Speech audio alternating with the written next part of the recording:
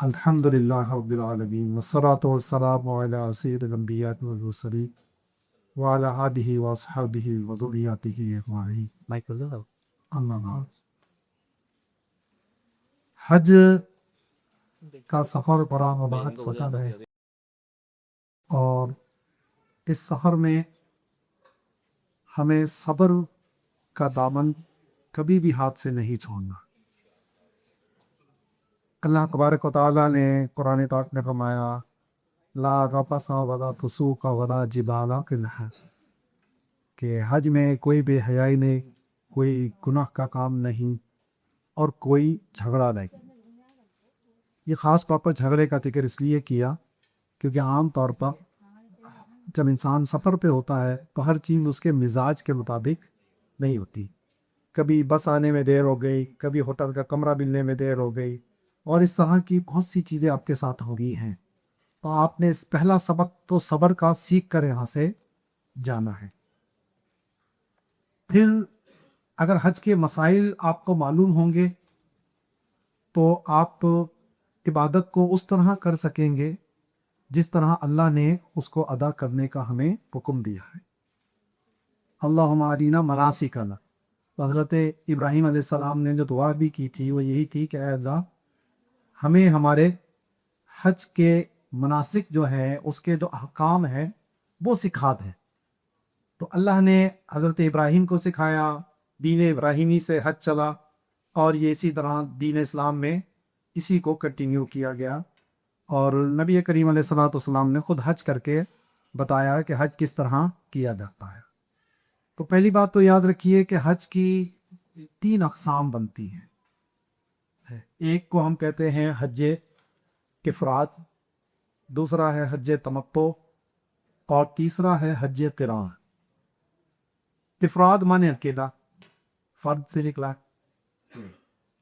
جس میں آپ میقات سے صرف حج کا احرام باندھ کر جاتے ہیں، عمرہ نہیں کرتے ہیں، اس کو حج افراد کہتے ہیں۔ اس میں جو حج کی قربانی ہے وہ واجب نہیں ہوتی، اور یہ حج افراد چاہے مکے کا رہنے والا ہو، چاہے ہل کا رہنے والا ہو، یا دو آفاق کا رہنے والا ہو، ہر طرح کا حاجی یہ حج کر سکتا ہے۔ حج افراد کہتے ہیں اس کو۔ دوسرا ہوتا ہے حج تمتع، جو عام طور پر پاکستان سے ہمارے حاجی کرتے ہیں، وہ حج تمتع کرتے ہیں۔ اس میں یہ ہوتا ہے کہ میقات سے آپ عمرے کا احرام باندھ کر جاتے ہیں، مکے میں جا کر عمرہ ادا کرتے ہیں، اور پھر حلق یا قصر کر کے احرام سے باہر آ جاتے ہیں، اور پھر جب حج کے دن آتے ہیں 7-8 ذوالحجہ کو، پھر آپ مکے سے حج کا احرام باندھ کر حج ادا کرتے ہیں۔ تو یہ حج تمتع کہلاتا ہے، جس میں 2 مرتبہ احرام باندھا جاتا ہے، ایک مرتبہ میقات سے اور ایک مرتبہ مکہ مکرمہ سے۔ تمتع کا معنی ہے فائدہ اٹھانا، کیونکہ اس میں آپ نے ایک سفر میں 2 عبادتیں کرنی، عمرہ بھی کر لیا اور حج بھی کر لیا، تو اس لیے اس کو حج تمتع کہتے ہیں۔ اور اس میں حاجی پر قربانی واجب ہوتی ہے۔ ایک تو بقرعید والی قربانی ہوتی ہے، وہ الگ ہے، یہ شکرانے کی قربانی ہے۔ یہ اس شکر میں ہے کہ اللہ نے ہمیں دونوں عبادتیں ادا کرنے کی توفیق عطا ہو۔ اور تیسرا جو حج ہوتا ہے اس کو کہتے ہیں حج قران۔ یہ سب سے افضل حج یہی ہے، اور خود نبی کریم علیہ الصلوۃ والسلام نے بھی حج قران ادا فرمایا تھا۔ اس میں تھوڑی مشقت زیادہ ہے۔ اس میں کیا کرتے ہیں کہ میقات سے ہی حج اور عمرے دونوں کے احرام کی نیت ایک ساتھ کر لی جاتی ہے، اور پھر جب آپ مکے پہنچتے ہیں تو وہاں جا کر عمرہ ادا کرتے ہیں، جس طرح آپ کو عمرے کا طریقہ سکھایا گیا ہے، لیکن اس میں حلق یا قصر نہیں کرتے، کیونکہ آپ کا حج کا احرام بھی چل رہا ہے، اور آپ کو معلوم ہے حالت احرام میں بال وغیرہ نہیں کاٹ سکتے، ٹھیک ہے۔ پھر جب حج کے دن آتے ہیں تو حج کرتے ہیں، آپ نیت آپ کی پہلے ہی ہوئی ہے، وہی چل رہی ہے، اور پھر حج کے سارے افعال ادا کر کے پھر جب آپ حلق کرتے ہیں تو آپ عمرے کے احرام سے بھی باہر ہو جاتے ہیں اور حج کے احرام سے بھی باہر ہو جاتے ہیں۔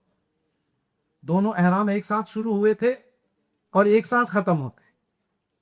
قران کا معنی ہے ملانا، کیونکہ اس میں حج اور عمرے دونوں کو ملا دیتے ایک ساتھ، تو اس لیے اس کو حج قران کہتے ہیں۔ اگر کسی کی فلائٹ ایسے ہے کہ ذوالحجہ کا چاند قریب قریب ہے، یا بعض اوقات ذوالحجہ کی پہلی دوسری تاریخ کو آسن کی جو فلائٹیں ہوتی ہیں، تو ان کے لیے یہ آسانی ہوتی ہے کہ وہ حج قران بچ سکتے، تو اس میں 8-10 دن عمرے کی احرام کی حالت میں رہنا پڑتا ہے۔ لیکن جن کے پہلے فلائٹ ہے، ظاہر ہے ان کے لیے مشکل ہوتی ہے، تو وہ پھر حج تمتع ان کے لیے بیسٹ رہتا ہے، آسانی رہتی ہے۔ ٹھیک ہے، ابھی ہم نے احرام کس طرح باندھا جاتا ہے، میقات کیا ہوتی ہے، اور طواف کیسے کیا جاتا ہے، سعی کیسے کی جاتی ہے، حلق قصد کس کو کہتے ہیں، یہ بنیادی چیزیں ہم نے سمجھ لی۔ ٹھیک ہے، اب جو حج کا پروسیس ہے، یہ ٹوٹل 5 دن کا پروسیس ہے۔ یہ 5 دن میں ہم نے کچھ مخصوص اعمال کرنے ہیں، جس کا جو وقت ہے اسی وقت پہ وہ کام کرنا ہے، جس میں 8 ذوالحجہ، 9، 10، 11 اور 12۔ 8 ذوالحجہ کو کہتے ہیں یوم ترویہ۔ یوم ترویہ، ترویہ کہتے ہیں پانی سے سیراب کرنا۔ تو منا کے خیموں کو دھویا جاتا تھا، پہلے پانی وانی چھڑکا جاتا تھا، مٹی بیٹھ جائے، اسی لیے اس کو یوم ترویہ کہا جاتا۔ 9 ذوالحجہ کو کہتے ہیں یوم عرفہ، اور سب سے افضل ترین دن جو ہے وہ یوم عرفہ کا ہوتا ہے۔ تمام دنوں کا بادشاہ سردار یہ یوم عرفہ ہے۔ اور جو 10 ذوالحجہ ہے اسے کہتے ہیں یوم نحر، اور جو 11، 12 ہے، 13، ان کو کہتے ہیں ایام تشریق۔ 11، 12، 13 یہ ہے ایام تشریق۔ تو اب حج کا جو عمل شروع ہوگا وہ ہوگا 8 ذوالحجہ سے۔ ویسے تو 7 سے بھی شروع ہو جاتا ہے، کیونکہ حج میں 3 خطبے ہوتے ہیں۔ حج میں 3 خطبے دیے جاتے ہیں۔ لوگ عام طور پر صرف میدان عرفات کے خطبے کو جانتے ہیں، کیونکہ وہ ٹی وی پہ ہمارے یہاں دکھایا جاتا ہے، تو سمجھتے ہیں وہ ایک خطبہ۔ ایک 7 ذوالحجہ کو خطبہ ہوتا ہے، وہ ظہر کی نماز کے بعد خانہ کعبہ کے اندر دیا جاتا ہے، ظہر کے بعد۔ اور ایک پھر دیا جاتا ہے 9 ذوالحجہ، وہ میدان عرفات میں دیا جاتا ہے، مسجد نمرہ میں، جو کہ ظہر سے پہلے ہوتا ہے۔ خطبہ پہلے ہوتا ہے، پھر اس کے بعد ظہر اور عصر ملا کے پڑھی جاتی ہے وہاں۔ پھر ایک خطبہ ہوتا ہے 11 کو، وہ ہوتا ہے مسجد خیف کے اندر منا میں، اور وہ بھی ظہر کی نماز کے بعد ہوتا ہے۔ ٹھیک ہے، 3 خطبے ہوتے ہیں۔ تو 7 تاریخ کو جو امام حج ہے وہ خطبہ دے گا، اس میں وہ حج کے احکام لوگوں کو سکھاتا ہے کہ کس طریقے سے منا جانا ہے، کیا کرنا ہے، پھر عرفات کب جانا ہے۔ یہ ساری چیزیں وہ عربی میں ہوتی ہے تو ہمیں سمجھ نہیں آتی، لیکن وہ ساری یہ باتیں جو میں اردو میں آپ کو بتا رہا ہوں وہی عربی میں بیان کر کے اسی کو خطبہ کے۔ ٹھیک ہے، تو 8 تاریخ کو ہم نے حج کا احرام باندھنا ہے۔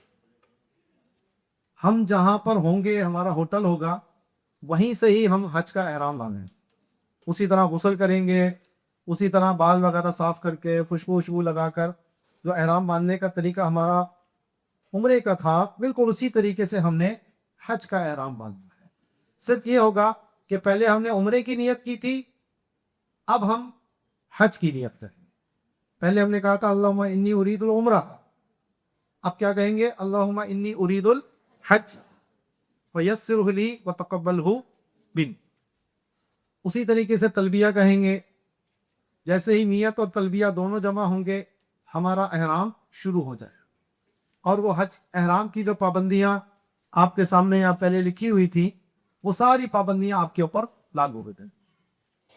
پھر آپ نے جب 8 تاریخ کی فجر، ہم نے مکے ہی میں اپنے ہوٹل پہ، کیونکہ حرم کی طرف بہت رش ہوتا ہے، تو وہیں پر ہم نے نماز ادا کرنی ہوتی ہے۔ اور آج کل کیا کرتے ہیں، وہ 7 تاریخ کی شام سے ہی پہلے ہی لے جانا شروع کرتے ہیں۔ ایسے تو 8 کو لے جایا جاتا ہے، لیکن معلم حضرات ہر ایک کو جلدی لگی ہوتی ہے کہ بس جلدی جلدی نمٹاؤ، تو وہ 7 تاریخ کی شام کو ہی لے جانا، رات کو لے جانا شروع کر دیتے ہیں بنا کے۔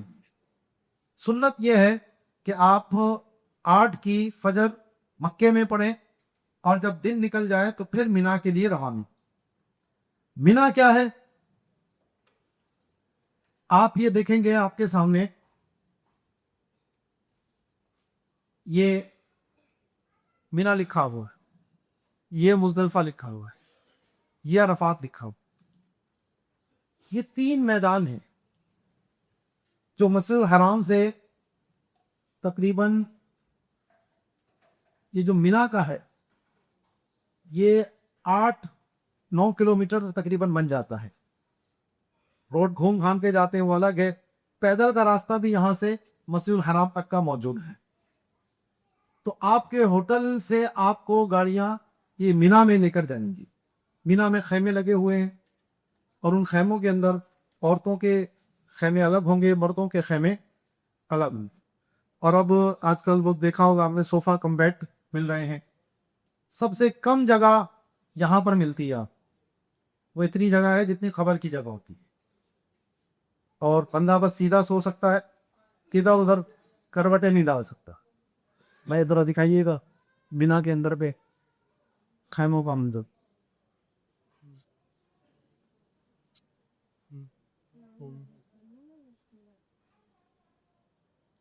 یہ اس طرح کے خیمے ہیں، واش روم وغیرہ سب اندر ہی بنے ہوئے ہوتے ہیں، وضو کی جگہ اندر ہی بنی ہوتی ہے، کھانا بھی آپ کو یہیں مہیا کیا جاتا ہے، سونا بھی آپ نے یہیں ہے۔ یہاں جا کر آپ نے صرف آج 5 نمازیں ادا کرنی، 8 کی ظہر سے لے کر 9 کی فجر تک۔ یہ 5 نمازیں مینا میں پڑھنا سنت ہے۔ سنت کا مطلب یہ ہوتا ہے کہ اگر آپ ادا کریں گے اس کو تو ثواب ہے، نہیں کریں گے تو ثواب میں کمی آ جائے، لیکن اس سے کوئی دم وغیرہ لازم نہیں آ۔ اب آج لوگ پریشان ہیں، مولوی حضرات پہلے ہی لے جاتے، تو کوشش تو یہ کریں گے کہ ہم جو سنت طریقہ ہے اس کے اوپر عمل کر لیں۔ لیکن اگر نہیں ہو رہا اور آپ سمجھتے ہیں کہ قافلہ بچھڑ جائے گا، آپ اکیلے رک نہیں سکتے، تو آپ قافلے کے ساتھ چلے جائیں۔ ٹھیک ہے جی؟ تو یہ 8 تاریخ کو ہم نے صرف ایک کام کرنا ہے، مینا جانا ہے، اور مینا جا کر ہم نے وہاں پر 5 نمازیں ادا کرنی ہے۔ کون کون سی؟ ٹھیک ہے، ظہر کے وقت میں ظہر پڑھیں گے، عصر کے وقت میں عصر پڑھیں گے، مغرب کے وقت میں مغرب پڑھیں گے، عشاء کے وقت میں عشاء پڑھیں گے، پھر آرام کریں گے اور صبح اٹھ کر فجر پڑھیں۔ عورتوں کے لیے عورتوں کے خیمے بنے ہیں تو وہاں پر ان کی نماز کی جگہ بنی ہوگی۔ مردوں کے لیے ایک ہال سا بنا ہوتا ہے، وہیں پر لوگ آ کر اپنی جماعتیں بھی کر رہے ہوتے ہیں، ایک ساتھ بھی پڑھ رہے ہیں، کوئی الگ الگ پڑھ رہے ہوتے ہیں، سب اپنا معاملہ ہے۔ اب یہ ایک اہم سوال ہوتا ہے کہ 2 پڑھیں گے کہ 4 پڑھیں گے؟ اس پہ سب سے زیادہ جھگڑا ہوتا ہے، کیونکہ کوئی امام آ کے کہتا ہے نہیں ہم تو 4 پڑھائیں گے، نہیں ہم تو 2 پڑھائیں گے۔ تو یہ الگ سے اس کو آپ کو بعد میں کی سمجھا دوں گا، اور یہ اس کا تعلق حج سے نہیں ہے کہ کب 2 پڑھنی ہے کب 4۔ جب آپ مسافر ہیں تو 2 پڑھیں گے، مسافر نہیں ہے تو آپ نے 4 پڑھ لیے، سمپل سا رول ہے اس کا۔ تو یہ ہر بندے کے حساب سے مختلف ہو سکتا ہے، آپ کو مکے میں کتنے دن ہوئے حج سے پہلے، اس سے اس میں فرق پڑ سکتا ہے۔ تو کوئی مسافر ہو سکتا ہے، کوئی مسافر نہیں بھی ہو سکتا۔ نبی کریم علیہ الصلوۃ والسلام مدینہ منورہ سے مکے گئے تھے، آپ نے حج میں قصر کیا، 2 رکعتیں پڑھتے تھے۔ حضرت عثمان غنی رضی اللہ تعالیٰ عنہ کا ایک گھر مکہ مکرمہ میں بھی تھا، آپ کی اہلیہ وہاں پہ بھی تھیں، تو آپ 4 رکعت پڑھایا کرتے تھے۔ ٹھیک ہے، تو اس سے کوئی فرق نہیں پڑتا۔ تو اب جب 9 تاریخ آپ کی ہو گئی، فجر آپ نے پڑھ لی، اب یہ کون سا دن ہو گیا؟ 9 ذی الحجہ، اس کو کیا کہتے ہیں؟ یوم عرفہ۔ تو یہ سب سے افضل دن ہے، اور آج جو ہم نے کام کرنا ہے وہ حج کا رکن اعظم ادا کرنا ہے۔ یاد رکھیے حج میں 2 چیزیں فرض ہیں، حج میں 2 چیزیں فرض ہیں، ایک ہے وقوف عرفہ اور دوسرا ہے طواف الزیارہ۔ تو آج 9 تاریخ کو ہم حج کا جو رکن اعظم ہے وہ ادا کریں۔ تو یہاں مینا سے آپ کو بس یا ٹرین کے ذریعے ہم اس میدان عرفات تک گئے، یہ تقریباً 11 کلومیٹر کا فاصلہ ہے۔ میدان عرفات میں بھی خیمے لگے ہوئے ہیں، چلر لگے ہوئے ہیں، نیچے کارپیٹ بچھے ہوتے ہیں، वहीं बैठकर आपने इबादत करनी है, ठीक है। तो ये आपको सुबह ले जाएंगे या हो सकता है आपको रात को ही ले जाए, जो भी हो सूरत याद। तो आप जब मैदान अरफात में पहुंचेंगे तो वहाँ अपने खेमे के अंदर ही आपने ठहरना है, वहीं पर ही वॉशरूम, वजू खाने वगैरह सब चीज़ें आपको मिल जाती हैं। तो अब ज़ोहर का वक्त जैसे ही शुरू होगा तो ये हज के वकूफ़ अरफा का वक्त शुरू हो गया।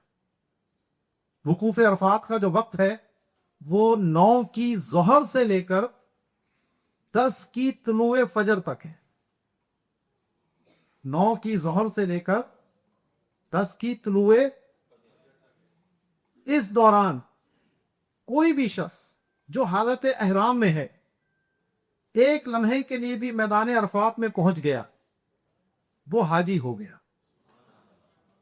अब उसका हज फौत नहीं हो सकता, क्योंकि बाकी जो चीजें हैं उसमें ताखीर होने से दम हो जाएगा, लेकिन हज अदा हो जाए। लेकिन अगर ये वक्त आपसे फौत हो गया कि ज़ोहर से लेकर फजर तक आप मैदान अरफात नहीं पहुंच सके, तो आपका हज फौत हो जाएगा, कज़ा हो जाएगा, उसके अहकाम फिर अलग है। तो आपने ज़ोहर का वक्त होगा तो हमने अपने ही खेमे में रहना है, वहीं ज़ोहर के वक्त में ज़ोहर पढ़ेंगे, असर के वक्त में असर पढ़ेंगे। वैसे मैदान अरफात में ज़ोहर और असर को इकट्ठा करके पढ़ा जाता है, लेकिन उसकी शराइत में से यह है कि इमाम के पीछे हो, जो इमामुल हज है, और ज़ाहिर इमामुल हज का होगा वो मस्जिद निमरा में होगा। और आम तौर पर क्योंकि मस्जिद निमरा बहुत दूर है और रास्तों का पता नहीं होता, तो सब हाजी अपने अपने खैमों के अंदर ही होते हैं। बाहर आप निकलेंगे तो इसमें आपको रास्ता भटक जाने का बहुत एहतमाल है। गर्मी बहुत शदीद होती है और आपको पता है कि सर पे आप टोपी और कोई चीज़ तो रख नहीं सकते, तो डायरेक्ट धूप जब सर पे पड़ती है तो मज़ा आ जाता है। तो इसलिए जो है थोड़ा सा खेमे में ही, शिकायत तो कर नहीं सकते। तो अब ये मैदान अरफात में जब हम पहुंच गए, वहाँ हमने ज़ोहर पढ़ी, असर पढ़ी, और अब हमने वहाँ खूब अल्लाह ताला से दुआएं को। ज़ोहर के वक्त में जो असर पढ़ी जाती है उसकी वजह यह थी ताकि दुआ करने के लिए ज्यादा से ज्यादा वक्त मिले। तो आपने यहां खूब दुआएं कर, अपने लिए, अपने घर वालों के लिए, रिश्तेदारों के लिए, मुसलमानों के लिए, अपने अहले वतन के लिए, इसमें कोताही नहीं करनी। मैंने देखा कि मैदान अरफात में भी लोग बैठ के गप्पे मार रहे थे, वक्त नहीं कट रहा होता उनका। अब होता यह है कि तिलावत की, एक पारा पढ़ के जबान मोटी हो गई, फिर चुप हो गए, जिक्र कर रहे थे, 10 मिनट बाद हमें क्योंकि आदत नहीं है तो जबान वैसे थक जाएगी, लेकिन आम बातें करते हुए कभी भी नहीं थकी। अल्लाह का जिक्र करने बैठेंगे, 2 तस्बीह के बाद जबान मोटी हो जाती। दूध पढ़ते 313 दफा करके बस 313 पढ़। भाई ये जिंदगी में लम्हे बार बार नहीं आएंगे, जिसका एक एक लम्हा बड़ा कीमती है। तो बराबर वाला क्या कर रहा है, क्या नहीं कर रहा, वो गप्पे मार रहा है, नहीं मार रहा, आप उसे छोड़ें, अपनी इबादत के अंदर आप लगे रहे। कुरान की तिलावत कर सकते हैं, कुरान की तिलावत कीजिए, जिक्र कर सकते हैं, जिक्र कीजिए। नात की कोई आपके पास है तो नात आप सुन लीजिए, थोड़ी देर में आप थोड़ा तबीयत फ्रेश हो जाती है। तो कोशिश आपने ये करना है, इस पूरे वक्त को अल्लाह की इबादत में गुजारना है। फिर हो जाएगी मगरिब। सुबह हम पहुंचे थे, सुबह से लेकर मगरिब तक हमने मैदान अरफात ही में ठहरना है। अब जब मगरिब हो गई तो मगरिब की नमाज अभी हमने अरफात में नहीं पढ़ी। जो दिन में वकूफ करेगा उसके लिए रात में थोड़ा हिस्सा मैदान अरफात में गुजारना वाजिब है। मगरिब से पहले मैदान अरफात से नहीं निकल सकते। अगर कोई निकल गया मगरिब से पहले तो फिर उसके ऊपर दम लाजिम आ जाता है। दम का मतलब है एक बकरा या बकरी या ऊंट या गाय का 7वां हिस्सा कुर्बानी में देना।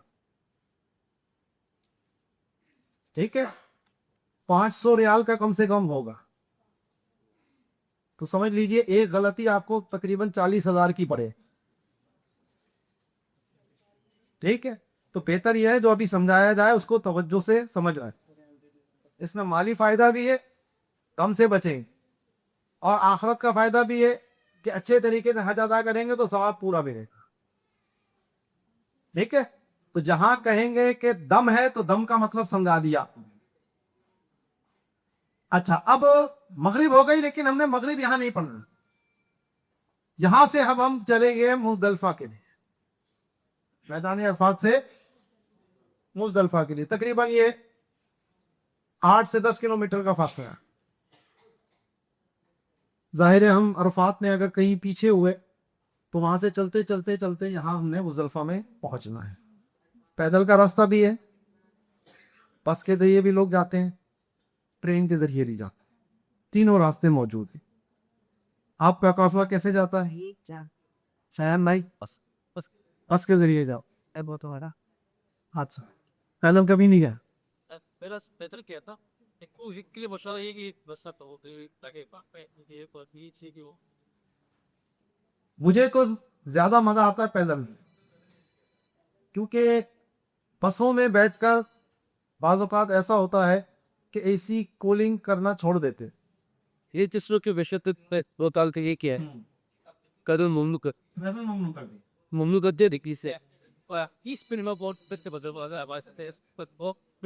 کیا آسان میں. فوٹو بیٹے اچھا چلیں بہت اچھا ہو گیا. جب ہم گئے تھے تو پیدل میں 2 گھنٹے پہلے پہنچا تھا بس والوں سے، اور میں نے 2 گھنٹے کی نیند بھی لے لی تھی. پھر وہ آ رہے تھے تھکے آ رہے بسوں میں، اور پیدل میں آرام سے سکون سے پہنچا. سے 25 منٹ لیتے بہت زبردست ہو گیا. چلو اصل میں وہ جو پہلے بغیر اجازت کے جو حج والے ہوتے تھے نا، ان کی وجہ سے بہت مسائل ہوتے تھے. اب جب سے سعودی گورنمنٹ نے سختیاں کی ہیں تو اس سے بہت زیادہ مسائل پر قابو پا لیا گیا. لوگوں کو برا تو لگا کہ یار یہ اتنی سختی ہو گئی، لیکن بہرحال جو حج کرنے والے لوگ ہیں ان کے لیے بہت آسانیاں ہوگی. تو خیر اب ہم نے مغرب میں یہاں سے روانہ ہو کر پہنچنا کہاں پر ہے؟ مزدلفہ میں. مزدلفہ میں آپ کو کوئی خیمہ نہیں ملے گا. مزدلفہ ایک میدان ہے، پہاڑی علاقہ ہے. وہاں پر ہی آپ نے، جب ہم مزدلفہ پہنچیں گے کسی مناسب جگہ کو دیکھ کر، تو مغرب اور عشاء دونوں اکٹھی ملا کر ہم نے یہاں پڑھنا. یہ واحد کو نماز ہے جو قضا کر کے پڑھی جائے. مغرب کی نماز مغرب کے وقت میں نہیں پڑھے گا، عشاء کے وقت میں پڑھ. اگر کوئی پہلے پہنچ بھی گیا تو ابھی نہیں پڑھ سکتا. اور یہی ادا ہے، کیونکہ اصل حکم اللہ کا ہے. اللہ نے جس وقت کہا اس وقت پڑھنا ہے. مغرب میں کہا تو مغرب میں پڑھنا ہے، عشاء میں کہا ہے تو یہاں پہنچ کر ہم نے مغرب کی نماز پڑھ دی ہے. جماعت ہوگی، آپ کے ساتھ مفتی صاحب موجود ہے. اذان ہوگی، اقامت کہی جائے گی، 3 فرض مغرب کے پڑھیں گے، اور پھر اس کے فوراً بعد عشاء کی جماعت کھڑی ہوگی. سنتیں نہیں پڑھنے آپ نے درمیان. یہاں پر ایک اذان اور ایک اقامت ہوگی. ٹھیک ہے. اور اس کے بعد پھر عشاء کے فرض پڑھنے کے بعد پھر آپ علی مغرب کی سنت پڑھ لیں، پھر عشاء کی سنت پڑھیں، پھر وتر پڑھیں، پھر نوافل پڑھیں. یہ جناب دیکھیں آپ کے سامنے مزدلفہ کا نظارہ نظر. یہ پورا کھلا اوپن. یہ رات آپ نے اسی طرح گزار دی، اوپن ایریا. یہاں پر بھی واش روم وغیرہ بنے ہیں، لیکن یہاں وہ اس طرح کی سہولت نہیں ہوتی جیسے آپ کو مینا میں یا عرفات میں. یہاں لوگ زیادہ ہوتے ہیں، یہ واش روم وغیرہ کم ہوتے ہیں، اور اس میں عام طور پر بچھڑ جانے کا بھی بہت ڈر ہوتا ہے، کیونکہ سارے ایک جیسے نظر آ رہے ہوتے ہیں، سارے سفید ہوتے ہیں، اور عام طور پہ سارے گنجے ہوتے ہیں. ٹھیک ہے. تو اور اندھیرا ہوتا ہے، رات کا ٹائم ہے، تو سمتوں کا بھی تعین نہیں ہو پاتا. تو خواتین خاص طور پر اکیلے نہ جائے، کوئی بھی اپنے ساتھ گروپ بنا کے جائیں، اور گروپ بنا کر واپس آئیں. وضو وغیرہ کرنے کے لیے جانا ہوتا ہے. تو جہاں آپ ٹھہرے ہیں اس جگہ کو تسلی سے غور سے دیکھیں، نشانی وغیرہ کوئی لگائیں تاکہ وہاں پہنچ سکے. یہاں پہنچ کے جب آپ نے عشاء پڑھ لی تو پھر اب رات کو یہیں آپ نے قیام کرنا ہے. ٹھیک ہے. کوئی بھی جگہ دیکھ کر، کوئی چٹائی دری وغیرہ آپ کے پاس ہوگی، چادر ہو کو بچھائیں اور یہاں سو جائیں. یقین مانیے جتنی مزے کی نیند یہاں آتی ہے نرم سے نرم بستر پہ بھی نہیں. اللہ. اور یہ ایک عجیب روحانی معاملہ ہے. یہاں آپ کی اگر آدھے پون گھنٹے کے لیے بھی آنکھ لگ گئی نا, آپ اٹھتے ایسے جیسے حشاش بشاش, جیسے کوئی 8 گھنٹے سو کر اٹھ رہا ہے. یہ ایک عجیب معاملہ ہے. اسے روحانی, جو حج کا روحانی اثر ہے نا, وہ نظر آپ بظاہر دیکھیں تو ہمارا حال کیا ہوتا ہے کہ کسی دوسرے کے گھر پہ ہمیں نیند نہیں آ رہی ہوتی, بس کروٹیں بدل, اور بندہ یہاں لیٹتا ہے اور بس گیا, ایسی آنکھ لگ. تو خیر فجر سے پہلے آپ نے اٹھنا ہے. واش روم وغیرہ آپ کوشش کریں پہلے سے ہو کر آ جائیں. رش لگا ہوگا بہت زیادہ, بعض اوقات 1-1 گھنٹے کی لائن بھی ہوتی ہے. تو تہجد آپ نے ادا کریں یہاں پر, اور پھر فجر کی نماز اول وقت میں یہاں ادا کی جائے. ویسے ہم احناف کے نزدیک فجر میں روشنی کر کے پڑھنا یہ افضل ہے, لیکن اس مقام پر جو فجر ہوگی وہ اندھیرے میں پڑھی جائے, غلط کہتے ہیں اس کو, تاکہ دعا کے لیے وقت مل جائے. اور پھر فجر کی نماز پڑھنے کے بعد سورج کے نکلنے سے تھوڑا پہلے تک ہم نے یہاں دعا میں مصروف رہنا ہے. یہ وہ جگہ ہے کہ میدان عرفات میں حقوق العباد, حقوق اللہ کی معافی کی بشارت ملی تھی. نبی کریم علیہ الصلوۃ والسلام نے دعا کی تو اللہ کی طرف سے بشارت آئی کہ میں اپنا جو حق ہے وہ معاف کر دوں, اور جو بندوں کا ان کا معاملہ ہے اس میں ان سے عدل کرو. تو نبی کریم علیہ الصلوۃ والسلام نے دعا کی کہ اے اللہ ان کے حقوق العباد بھی معاف کر. تو اس وقت وہ دعا قبول نہیں ہوئی. لیکن مزدلفہ میں آ کر پھر جب نبی کریم علیہ الصلوۃ والسلام نے دعا کی تو اللہ تعالیٰ نے یہاں پر حقوق العباد کی معافی والی دعا بھی قبول فرما. اور حقوق العباد کی معافی کا مطلب یہ ہے کہ اللہ تبارک و تعالیٰ اس بندے کو یہ توفیق عطا فرمائے گا کہ یہ جا کر لوگوں کے حقوق ادا کر دے. یہ نہیں ہے کہ لوگوں کے پیسے کھا لو اور فراڈ کرتے پھرو اور کہو کہ یہ حقوق العباد معاف ہو گئے. ایسا نہیں. اللہ تعالیٰ توفیق عطا فرما دے, اور اگر اس سے پہلے موت آ گئی تو پھر قیامت کے دن اللہ تعالیٰ اس کی طرف سے اس بندے کو راضی فرمائے. یہ ہے بات. تو مزدلفہ کا جو وقوف ہے اس کا ٹائم ہے طلوع فجر سے طلوع آفتاب کے درمیان. جو رات ہم نے مزدلفہ میں گزاری وہ گزارنی تھی سنت, اور یہ فجر کا وقت ایک لمحے کے لیے بھی میدان عرفات میں گزارنا یہ ہے واجب. بعض اوقات کیا کرتا ہے کچھ لوگ فجر سے پہلے ہی مزدلفہ سے چل پڑتے تو ان کا یہ واجب چھوٹ جاتا ہے. نبی کریم علیہ الصلوۃ والسلام نے عورتوں کو, بوڑھوں کو اجازت دی تھی کہ اگر ان کو رش کی وجہ سے کچلے جانے کا اندیشہ ہے تو ان کو کہا تھا کہ وہ پہلے جا کر رمی کر لیں. لیکن اب چونکہ بہرحال سہولتیں بہت زیادہ ہیں تو اس لیے فجر کی نماز جب آپ مزدلفہ میں ادا کریں گے تو آپ کا یہ واجب ادا ہو جائے گا. ٹھیک ہے. اب آج کون سا دن ہو گیا؟ 10 تاریخ ہو گئی, یوم نہار. اب آج کے دن ہم نے 3 کام کرنے ہیں. کتنے کرنے؟ نمبر 1 رمی, نمبر 2 قربانی, اور نمبر 3 حلق یا قصر. یہ تینوں کام اسی ترتیب سے ہوں گے.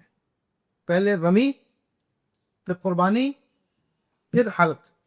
ہم احناف کے نزدیک یہ ترتیب واجب ہے, اس ترتیب کے الٹ نہیں کرنا. تو اب ہم مزدلفہ سے آئیں گے مینا کے لیے. مینا اور مزدلفہ بالکل ملے ملے میدان ہیں, متصل ہے, اور تقریباً یہاں سے یہاں تک 3-4 کلومیٹر کا فاصلہ ہے. پیدل کا راستہ یہاں آپ کو پیدل جانا پڑے گا, یا ٹرین سے جو ہوتے ہیں وہ ٹرین سے لے جاتے ہیں. آپ کا پیدل ہی جانا ہے نا, کیونکہ بسیں ہیں آپ کی تو پیدل ہی ہوں گے. تو یہ آپ 3 نشانات دیکھ رہے ہیں. مینا کے اختتامی حدود پر جب مینا اینڈ ہو رہا ہوتا تو وہاں پر یہ 3 پہلے ستون اس طرح کے بنے ہوتے تھے. ہم آج کل ایک بہت بڑی بلڈنگ ہے, اس بلڈنگ کے اندر یہ جو ستون آپ کو چھوٹا دکھ رہا ہے, یہ سب تقریباً بہت لمبی سی دیوار ہوگی, 30-40 میٹر تقریباً فٹ کی. دکھاؤ بھائی آج کی دیوار, یہ آگے یہ دیکھ رہے ہیں, یہ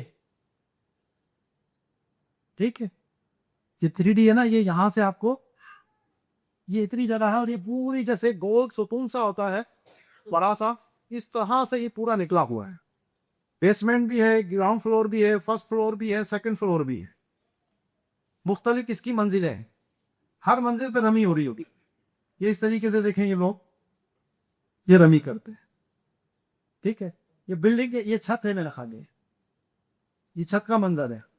اس کے نیچے جو ہے وہ اسی طریقے سے فلور ہوگا, اوپر چھت ہوگی, اور بہت اونچی چھت ہے, اور بڑے بڑے پنکھے لگے ہوئے ہیں اس میں, جو ہر وقت چلتے رہتے ہیں, کو ہوا وغیرہ کا انتظام بہت اچھا ہوتا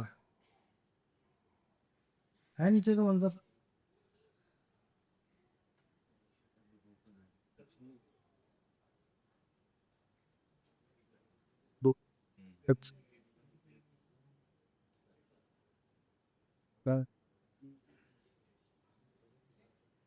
ٹھیک ہے, تو یہ ہم نے مزدلفہ سے چلتے چلتے ہم مینا پہنچیں گے. مینا پہنچ کر ہم نے آج رمی کرنی ہے. اچھا, رمی کی کنکریاں جو ہیں وہ ہم نے مزدلفہ سے لینی. مزدلفہ میں جب آپ جائیں گے وضو وغیرہ کرنے, تو آپ دیکھیں گے وہاں جیسے چھوٹا کرش ہوتا ہے نا ہمارے یہاں سڑک بنانے کے لیے, پتھر ہوتے ہیں چھوٹے چھوٹے, وہ بہت سارے پڑے ہوں گے, ڈھیریاں پڑی ہوتی. سو وہیں سے آپ نے وہ کنکریاں کھجور کی گٹھلی کے برابر وہ اٹھا لینی ہے.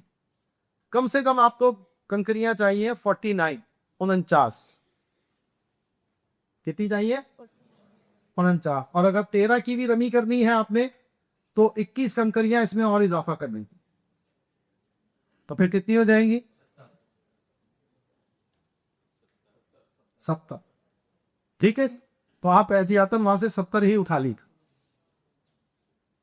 وہ لے کر کوئی پانی کی خالی بوتل ہے اس میں بھر لیجئے, جیسے یہ چھوٹی بوتل ہوتی ہے, یا کوئی چھوٹی تھیلی وغیرہ ہے اس کے اندر بھر کے رکھ لیجئے اپنے پاس, تاکہ جب ضرورت پڑے تو آپ وہ کنکریاں لے لیں.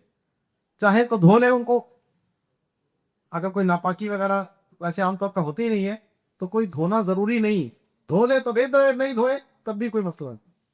تو وہ کنکریاں آپ نے وہاں سے اٹھا لیں. تو ہم آپ چلے, اور جب ہم مزدلفہ کی طرف سے آ رہے ہیں مینا سے, تو پہلے آئے گا چھوٹا شیطان اولا, پھر درمیانہ وسطی, پھر آئے گا جمرہ قبا بڑا شیطان, بزرگ شیطان. ٹھیک ہے, چھوٹا نام چھوٹا ہے, کام پورے کرتا ہے. ٹھیک ہے, تینوں ایک جیسے لگیں گے آپ, کوئی یہ نہیں کہ سائز میں چھوٹا ہے یا ایک درمیان, ان کو پہچان کے لیے ان کے نام رکھے گئے. عربی میں اولا کہتے ہیں پہلے کو, وسطی کہتے ہیں درمیان کو, اور عقبہ کہتے ہیں بڑے. ٹھیک ہے, تو یہ اس طریقے سے ہے. تو آج جو 10 تاریخ کی رمی ہونی ہے وہ جمرہ عقبہ کی ہو پڑے. جب ہم چلتے میں آئیں گے, پہلے یہ آئے گا, پھر یہ آئے گا, پھر یہ آئے گا. کوئی آج ان 2 کی ہم نے رمی نہیں کرنی, ان 2 کو چھوڑ دیں گے اور چلتے ہوئے ہم جائیں گے جمرہ عقبہ پر. رمی کا طریقہ یہ ہے کہ ہاتھ میں آپ نے کنکریاں لے لینی ہیں, 7 کنکریاں ان کے ہاتھ میں لے لی, اور جب یہاں پہنچیں گے تو دکھائیں ذرا جی زیرا, باہر سے یہ اس عمارت کا منظر نظر آ رہا ہے. ٹھیک ہے, اندر سے دکھائیں. ہاں یہ ہے نا. اب یہ دیکھیں, یہ بیچ میں یہ جمرہ ہے, اور اس کے گرد یہ دیکھیں گول سا ایک دائرہ بنا ہوا ہے, اور یہ دائرے کے اندر ایسے سلوپ بنا ہوا ہے, سلائیڈنگ سی, کہ اگر کوئی کنکری اس دائرے کے اندر بھی گئی تو وہ لڑک کر یہاں پہنچ جائے. یہ دیوار اٹھی ہوئی ہے سائڈ پہ, تقریباً 3-3.5 فٹ کی ہے, اتنی دیوار ہے. تو کوشش کر کے ہم اس دیوار کے پاس پہنچ کر رمی کریں. शुरू में जब हम आएंगे तो शुरू में रश होता है, थोड़ा सा आगे जाएंगे तो रश कम मिल जाए। जैसे ही हम चलेंगे, हमारे लोगों की आदत है ना, शुरू में रश लगा के खड़े हो जाते हैं, आगे जगह बहुत सारी है। तो आपने यहां से आ रहे हैं तो यहां पर नहीं खड़े हो, आप चले चले चले चले चले इस तरफ को चले जाए, ये पीछे वाली साइड की तरफ, यहां आपको बहुत जगह मिल जाएगी। तो करीब आकर इस दीवार के पास हमने पहुंचकर फिर रमी इस तरह करनी है कि जिधर से हम आ रहे हैं वो है मिना वाली साइड, और जिस तरफ हम जा रहे हैं वो है मक्के वाली साइड। तो ये हमारे दाएं तरफ होगा जहां से हम आ रहे हैं, और जिस तरफ हम जा रहे थे वो होगा हमारे बाएं हाथ पे, और इस तरह सामने ये जमरा होगा। हम यूं चलते हुए यहां से आ रहे हैं, ये सामने हमें जमरा नजर आया, तो चलते चलते जमरा को हम दरमियान तक पहुंचे, और फिर इस तरह हमारे सामने ये जमरा होगा, दाएं हाथ पे हमारे मिना, बाएं हाथ पे हमारे मक्का। ठीक है, तो कंकरी हमने इस तरह मारनी है कि चुटकी के अंदर उसको पकड़ के 3 उसमें, और बिस्मिल्लाहि अल्लाहु अकबर, बिस्मिल्लाहि अल्लाहु, बिस्मिल्लाहि अल्लाहु अकबर, इस तरह हर कंकरी पर बिस्मिल्लाहि अल्लाहु अकबर पढ़कर हमने उस दीवार की तरफ उसको फेंकना है। ये कहलाता है रमी करना। अब रमी जो होगी वो जमीन की जिन्स से होगी। कोई चप्पल उठा के मार दे, ठीक है, ज्यादा गुस्सा आ रहा है, शैतान को आज छोड़ूंगा नहीं, तो ये रमी नहीं होगी। रमी किससे करनी है? पत्थर कंकर जो जमीन की जिन्स है, जिस पर तयम्मुम किया जा सकता है, किसी और चीज से नहीं हो सकता। तो लोग पता नहीं क्या क्या चीजें उठा उठा कर फेंक रहे होते हैं उधर, तो आपने ऐसा कुछ नहीं करा। एक कंकरी मारी, फिर दूसरी मारी, फिर तीसरी मारी, और अगर ये किसी ने पूरी मुट्ठी भर के एक ही दफा मार दी तो ये एक मानी जाएगी। आपने पूरी 7 लेकर एक ही दफा पे छिड़काव कर दिया पूरा, तो ये 7 नहीं कहलाएंगी बल्कि एक कहलाएगा। तो एक एक करके मारूंगी। अगर कोई बीमार है, माजूर है, वो बहुत शदीद मजबूरी है, तो वो किसी को अपना वकील भी बना सकता है इस रमी के लिए। मजबूरी की हालत में जो चल सकता है, खुद कर सकता है, उसे खुद ये रमी करना वाजिब है।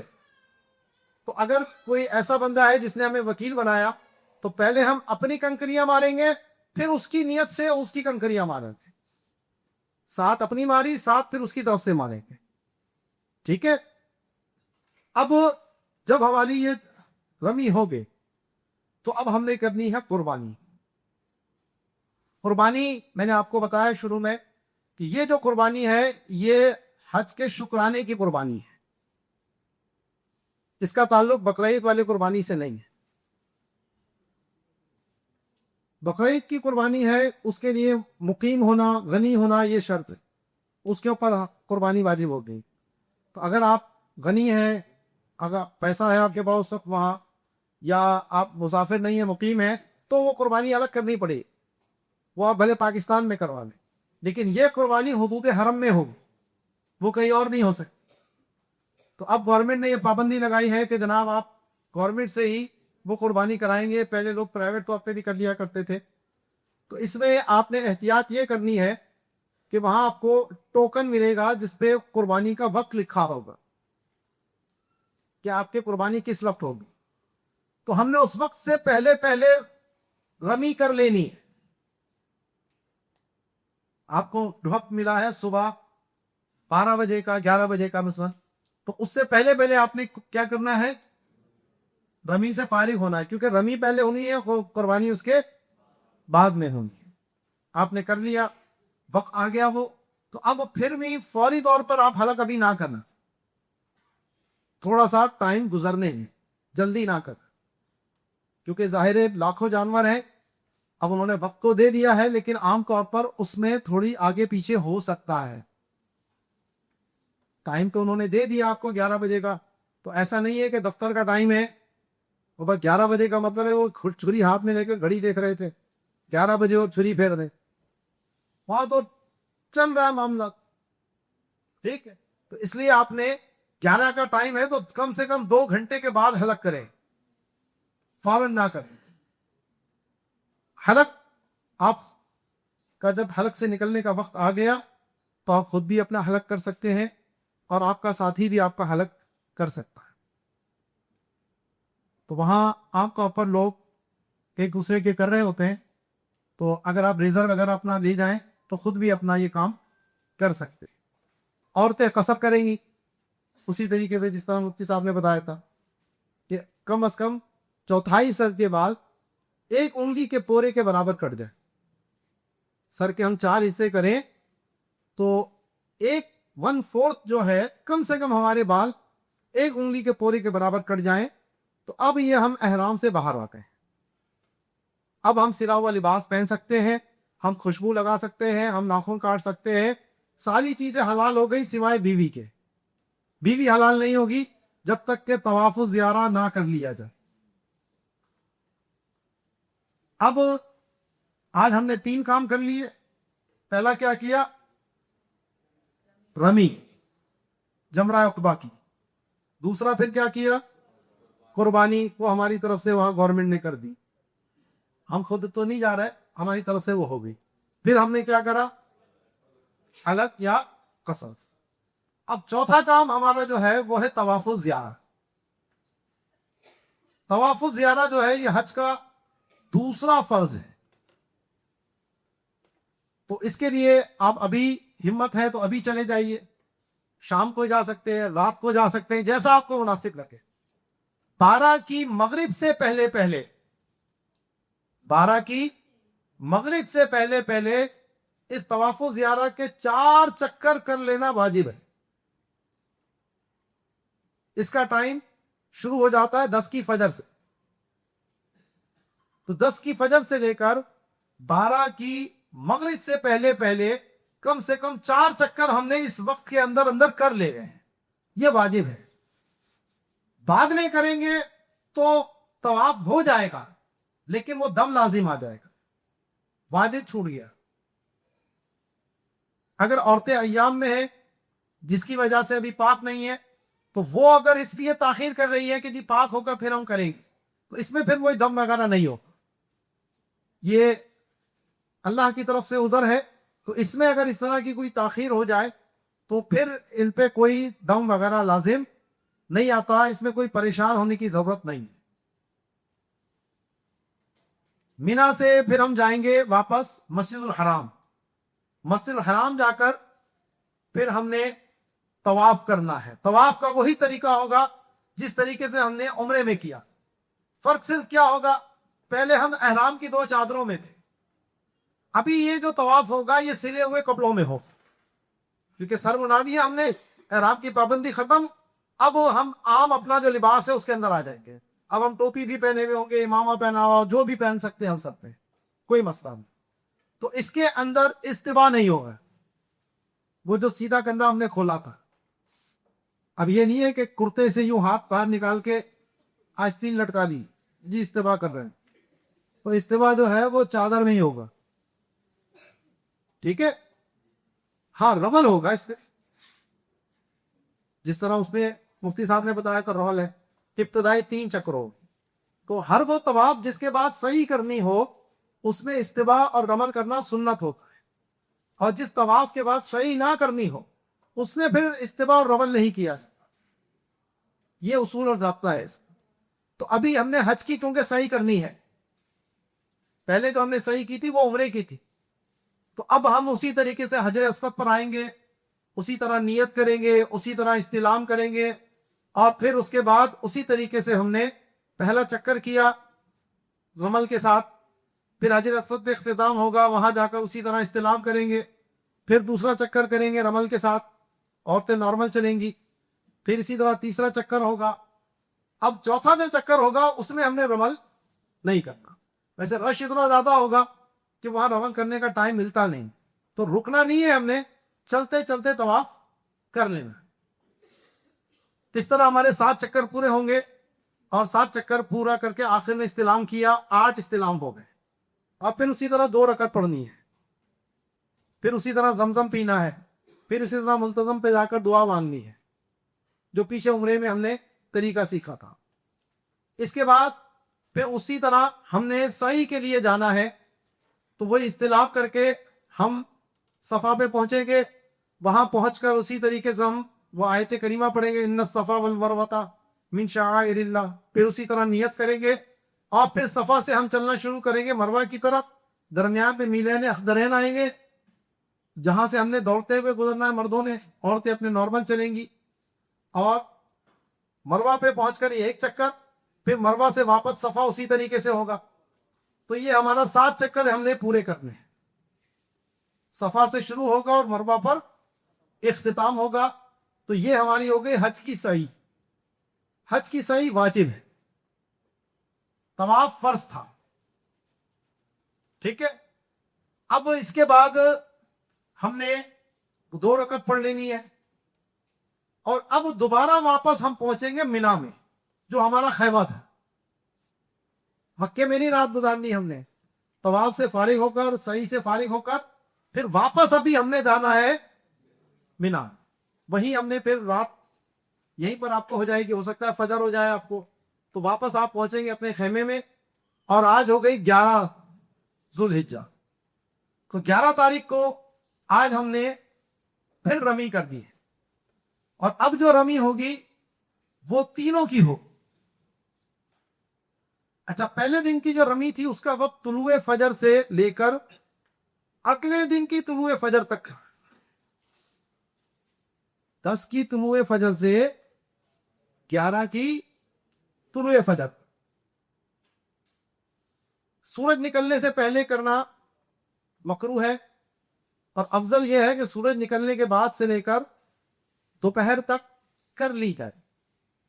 دوپہر سے لے کر مغرب تک مباح وقت ہے.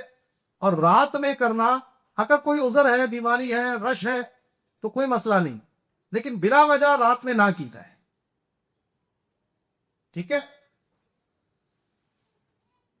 یہ ہے پہلے دن کی رمی کا وقت. اور جو 11 کی رمی کا وقت ہے یہ شروع ہوگا ظہر سے لے کر زوال آفتاب کہتے ہیں اس کو, یعنی جب سورج ڈھلنا شروع ہوا یعنی ظہر کا وقت شروع ہو گیا, اس وقت سے لے کر اگلے دن کی طلوع فجر تک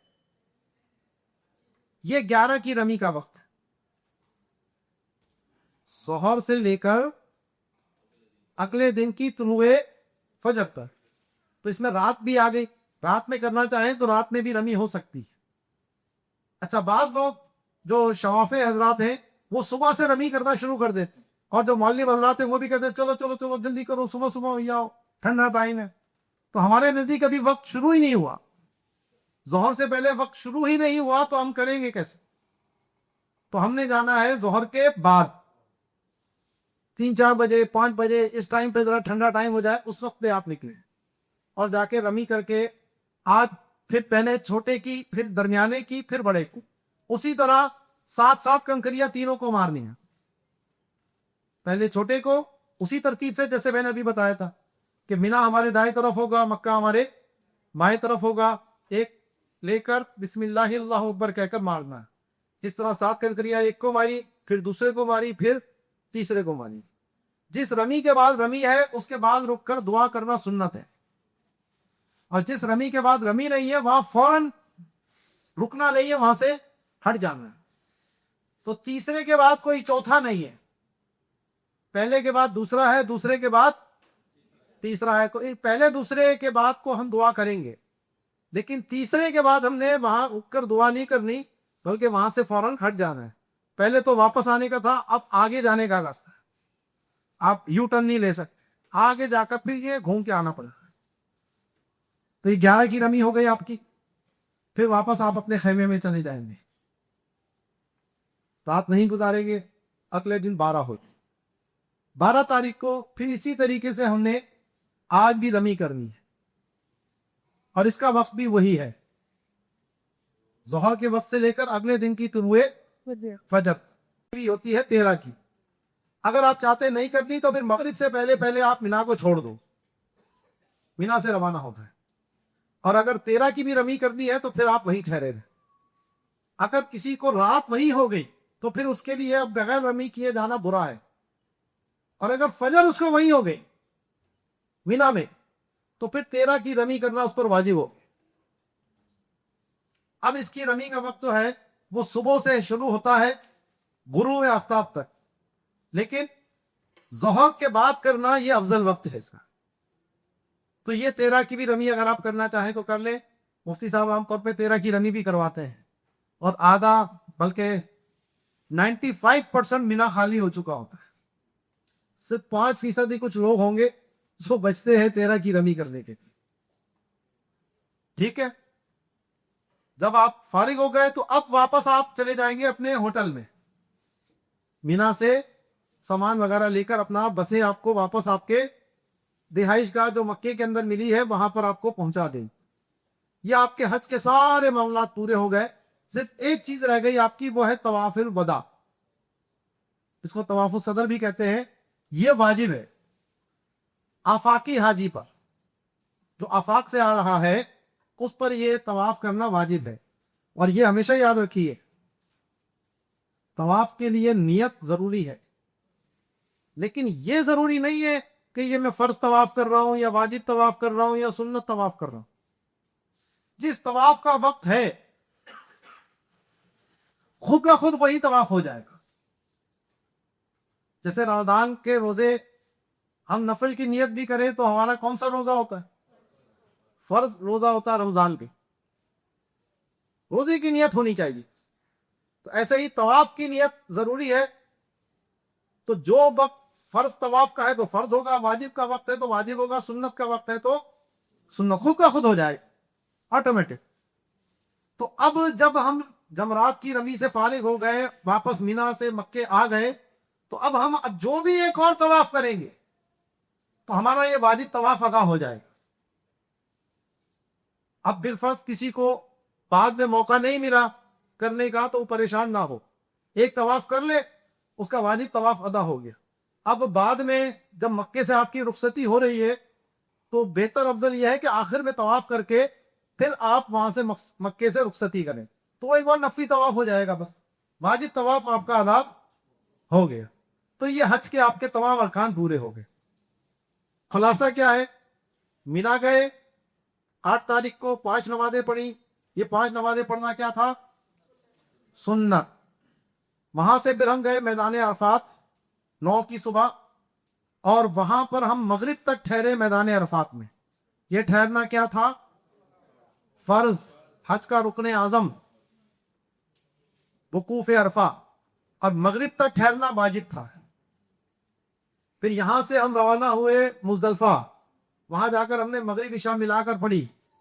رات ہم نے مزدلفہ میں گزاری. یہ رات یہاں گزارنا کیا ہے؟ مزدلفہ میں رات گزارنا کیا ہے؟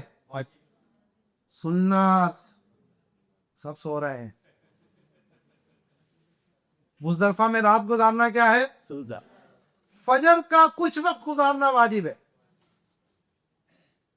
فجر کا کچھ وقت مزدلفہ میں گزارنا یہ ہے واجب، وقوف مزدلفہ جس کو کہتے ہیں.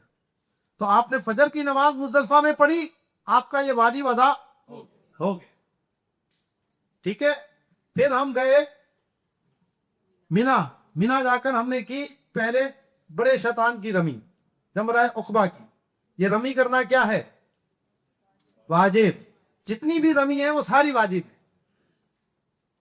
ٹھیک ہے، ہر جمرے کی کرنا واجب ہے. پھر ہم نے کی قربانی، یہ بھی واجب. پھر ہم نے حلق کیا، یہ احرام سے نکلنے کے لیے شرط ہے، اور میدان مینا اور حرم کی حدود کے اندر ہونا یہ واجب ہے. حلق یا قصر حدود حرم کے اندر ہوگا، اس سے باہر نہیں کر سکتے ہیں. اور 12 کی مغرب سے پہلے کرنا یہ بھی واجب. قربانی کر لی، حلق کر لیا. پھر ہم گئے طواف الزیارہ کے لیے. طواف الزیارہ کیا. یہ طواف الزیارہ کرنا کیا ہے؟ فرض. پھر اس کے بعد ہم نے کی سعی کرنا کیا ہے؟ واجب. اس کے بعد پھر ہم دوبارہ آئے مینا میں. وہاں 11 کو ہم نے 3 جمرات کی رمی کی. یہ کرنا کیا ہے؟ واجب. پھر ہم رات میں ہی ٹھہرے. پھر 12 کی ہم نے رمی کی. یہ کرنا کیا ہے؟ واجب. ٹھیک ہے نا. پھر اس کے بعد ہم واپس مکے چلے گئے، اور وہاں جا کر ہم نے کیا کیا؟ ایک طواف اور کیا، طواف الوداع. یہ کرنا کیا ہے؟ واہ واجب. ماشاءاللہ آپ کا حج پورا ہو گیا.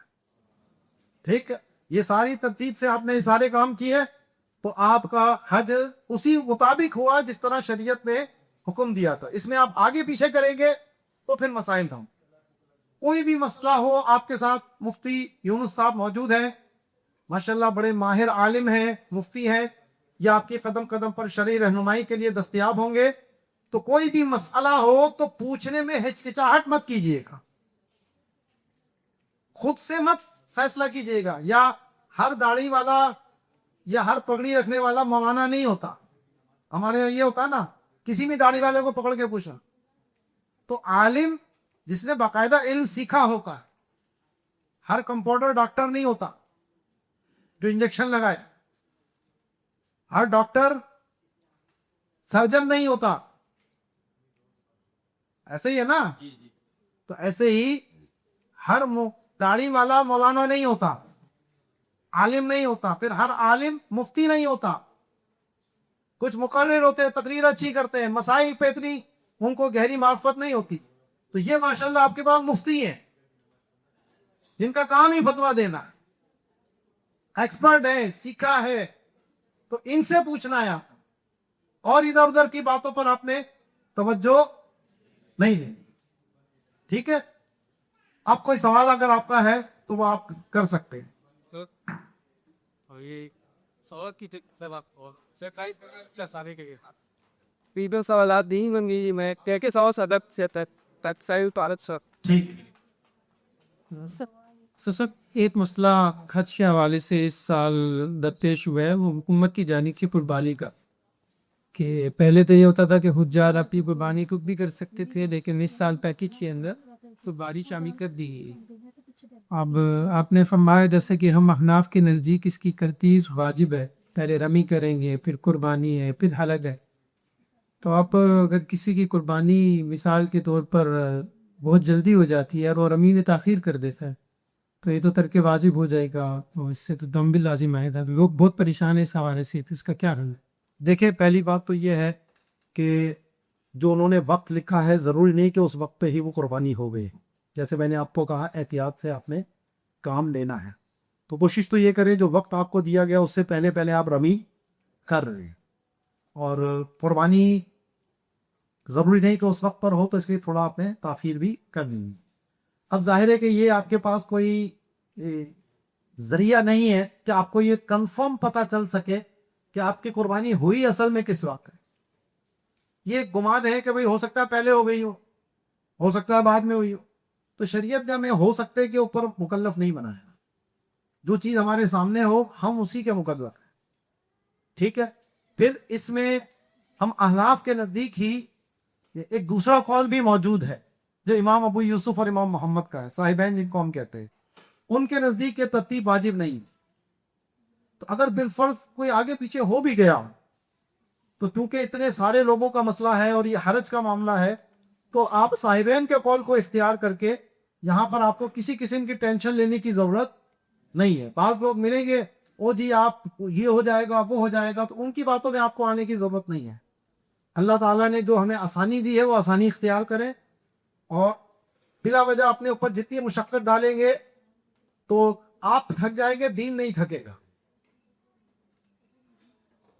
دوسرا سوال یہ ہے کہ بہت سارے حجاج نمازوں کے حوالے سے اور ان کی جو صاحب نصاب ہونے کی صورت میں قربانی ہوتی ہے اس حوالے سے بھی تشویش کا شکار رہتے ہیں کہ مکہ میں جا کر قصر کریں گے، مینا میں کریں گے، نہیں کریں گے. اس حوالے سے نماز کے قصر کا میں نے کہا تھا کہ یہ ایک الگ سے ٹاپک ہے بلوا، اس کا حج سے تعلق نہیں ہے. ٹھیک ہے؟ جب بھی آپ مسافر ہوں گے آپ نے 2 رکعتیں پڑھنی ہے جو 4 رکعت والی ہے. ٹھیک ہے نا؟ اب اس کا جو طریقہ ہے وہ یہ ہے کہ جب بھی آپ اپنے وطن سے 92 کلومیٹر یا اس سے زیادہ سفر کے ارادے سے نکلتے ہیں تو جب تک اس منزل مقصود پر نہ پہنچے اس دوران جتنی بھی نمازیں آئیں گی 4 رکعت والی اس میں آپ نے قصر کرنا ہے. مثلا ہم یہاں سے روانہ ہو گئے مدینہ شریف کے لیے، اب ہو سکتا ہے جدہ مدینہ شریف جہاز کے اندر ہمارا عشاء کا وقت آئے، ہو سکتا ہے ظہر کا وقت آئے، ہو سکتا ہے عصر کا وقت آئے. ہو سکتا ہے نا کچھ. تو اس دوران جو بھی نماز ہوگی 4 رکعت والی وہ کتنی پڑھنی ہے؟ 2 پڑھنی ہے. تو سیدھا سرا ہے. ادھر سفر کی حالت میں ہیں ہم، 92 کلومیٹر کے ارادے سے نکلے ہوئے، تو یہاں تو قصر کرنی ہی کرنی ہے. اب اس کے بعد جب ہم اپنی منزل مقصود پر پہنچ گئے تو اگر ہمارا وہاں پر 15 راتوں سے کم ٹھہرنے کا ارادہ ہے، کتنا؟ 15 راتیں، اعتبار راتوں کا ہے. ہم تو 15 دن بولتے ہیں، لیکن مراد کیا ہے وہاں پر؟ 15 راتیں. کیونکہ دن میں تو بندہ ادھر ادھر ہوتا ہے، رہائش گاہ پھر کب پہنچتا ہے؟ اور اسی لیے آپ سے پوچھیں جناب آپ کہاں رہتے ہو، تو جہاں آپ رات گزارتے ہیں اس کو کہتے ہیں وہاں رہتا ہوں. دن میں تو بازار میں رہتے ہیں، کاروبار پہ رہتے ہیں، دکانوں پہ رہتے ہیں، وہاں کا کوئی نہیں کہتا کہ میں وہاں رہتا ہوں. تو ہم رہائش اس کو مانتے ہیں جہاں ہم رات گزارتے ہیں. تو اس میں 15 راتوں کا اعتبار ہوگا. تو اگر ہم مثال کے طور پر مدینہ شریف گئے ڈائریکٹ یہاں سے، تو اب ہمارا مدینہ شریف میں قیام عام طور پر 8 راتوں کا ہوتا ہے، تو 15 سے کم ہے نا یہ. تو ابھی ہم مدینے میں کیا ہوئے؟ مسافر. کیونکہ ابھی ہماری یکمشت 15 دن یعنی لگاتار 15 دن رکنے کی نیت نہیں ہے، تو ہم مسافر ہی رہیں. ٹھیک ہے. ہاں اگر اس جگہ پر جا کر ہم نے 15 دن یا اس سے زیادہ رہنے کی نیت کر لی تو اب ہم ہو جائیں گے مقیم. اور مقیم شخص جو ہے وہ پھر قصر نہیں کرتا، وہ پوری نمازیں پڑھے گا. اچھا، اس کے لیے یہ بھی ضروری ہے کہ جس جگہ پر ایک ساتھ رہنے کی نیت کی جائے وہ ایک ہی علاقہ ہو، 2 الگ الگ شہر نہ ہو، یا شہر یا گاؤں نہ ہو. مثال کے طور پر اسلام آباد اور پنڈی 2 الگ الگ شہر ہیں، دونوں ملے ہوئے ایک ساتھ. اب اگر آپ گئے ہیں اسلام آباد، 10 دن آپ نے اسلام آباد میں رکنے ہیں، آپ کی بہن رہتی ہیں، اور 10 دن آپ کا بھائی بھی رہتا ہے پنڈی میں، آپ نے کہا 10 راتیں اس کے گھر پہ بھی گزاروں گا، تو اب آپ مسافر ہوئے مقیم ہوئے. کیونکہ ایک جگہ آپ کی 15 دن کی نیت نہیں ہے. پنڈی الگ شہر ہے، اسلام آباد الگ شہر، یہ ایک جگہ نہیں ہے. بھلے ضلع میں دو، درمیان میں کیا ہے؟ فیض آباد ہے. ادھر جائیں گے تو اسلام آباد ہے، روڈ کے اس طرف جائیں گے تو پنڈی ہے، راول پنڈی. ٹھیک ہے. تو ایسے ہی اب جب آپ مکے پہنچے تو مکے میں اگر حج سے پہلے آپ کو 15 دن رکنا ہے تو پھر تو آپ مقیم ہو گئے، پھر آپ کیا ہو گئے. اور اب اگر آپ حج پہ جائیں گے مینا مزدلفہ تو یہاں آپ نے پوری نماز پڑھنی. حج کے ایام آنے سے پہلے، مینا جانے سے پہلے اگر 15 راتیں آپ کی مکہ میں گزرنی ہیں، جب آپ جائیں گے تو آپ کو پتہ لگ جائے گا کتنی راتیں میری گزرنی ہیں، تو پھر تو آپ مقیم ہو گئے. اور مقیم ہو گئے تو وہاں جا کر آپ نے حج میں بھی مقیم والی ہی نماز پڑھنی ہے. لیکن اگر آپ کو 15 راتیں نہیں ہوتی مکے میں، 14 ہو جاتی ہیں، 12 ہو جاتی ہیں، 13 ہو جاتی ہیں، تو ابھی آپ مسافر ہیں. ابھی آپ، کیونکہ یہاں سے پھر آپ نے جانا ہے مینا، مزدلفہ، عرفات. یہ جو آپ کی راتیں گزر رہی ہیں وہاں، یہ مکے میں نہیں ہے، یہ علیحدہ مقام ہے، ان کی اپنی علیحدہ حیثیت. اب بعض لوگ کہتے ہیں بھائی یہ تو بالکل متصل ہے، تو پنڈی اور اسلام آباد بھی تو متصل ہے، اور یہ آپ کو متصل لگ رہا ہے، درمیان میں پورا پہاڑ ہے، پہاڑ کے اس طرف مینا ہے، اس طرف مکہ ہے، وہ تو درمیان میں سرنگ نکلی ہوئی ہے، جس سرنگ سے گزر کر آپ اس طرف پہنچ گئے، تو درمیان میں تو کوئی آبادی نہیں ہوتی. ٹھیک ہے. تو اگر حج پہ جانے سے پہلے آپ کو 15 دن مکے میں ہیں تو آپ مقیم ہیں، آپ پوری نماز پڑھیں گے. اور اگر حج پر جانے سے پہلے آپ کو 15 دن 15 راتیں مکے میں نہیں ہو رہی تو پھر آپ مسافر ہیں، اور حج کے دوران بھی آپ نے کیا کرنا ہے؟ قصر کرنی. یہ آسان سی چیز میں نے آپ کو سمجھا. اب چونکہ یہ سب کے شیڈول مختلف ہوتے ہیں، یہاں تو خیر آپ ایک ہی اس کے ہیں، تو وہاں اور بہت سارے گروپ کے لوگ بھی ہوں گے. تو کوئی کب آیا ہوگا، کوئی کب آیا ہوگا، تو کوئی 4 پڑھ رہا ہے، کوئی 2 پڑھ رہا ہے. آپ نے اس کو نہیں دیکھنا وہ کیا پڑھتا ہے. مفتی صاحب کو دیکھنا ہے آپ نے کہ مفتی صاحب آپ کو بتائیں گے کہ آپ نے قصر کرنی ہے یا پوری پڑھنی. ٹھیک ہے. تو کسی اور کی ادھر ادھر کی باتوں پر آپ کو آنے کی ضرورت نہیں. قربانی جو ہے وہ میں نے آپ کو بھی دوران بھی بتا دیا تھا کہ اگر آپ مقیم ہیں، صاحب حیثیت ہیں، صاحب نصاب ہیں، تو آپ پر بقرعید کی قربانی بھی واجب ہوگی. اور اگر آپ مسافر ہیں تو مسافر پر تو قربانی واجب نہیں ہوتی. اور عام طور پہ حاجی اس وقت مسافر ہی ہوتے ہیں، تو اس لیے ان کے اوپر وہ حج والی قربانی تو ہوگی، یہ بقرعید والی قربانی واجب نہیں ہوگی.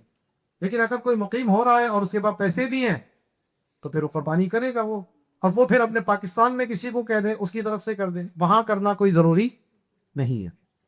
ایک مسئلہ اور ہے کہ جو صحیح ہے وہ مسا کے اندر ہونا واجب ہے. ایک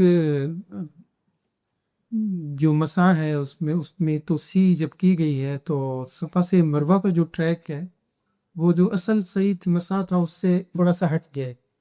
تو لوگوں میں یہ تشویش پائی جاتی ہے کہ جو صفا سے مروہ تک کا چکر ہے وہ کاؤنٹ ہوگا یا نہیں ہوگا. اس میں علماء کی آراء جو ہے نا الگ الگ آتی. دیکھیں پہلے اب جیسے بہار شریعت ہے، بہار شریعت میں جب ہم پڑھتے ہیں نا تو وہاں کا لکھا ہوا ہے کہ جب آپ صفا مروہ کر رہے ہوتے ہیں تو دائیں طرف دکانیں بنی ہوئی ہیں،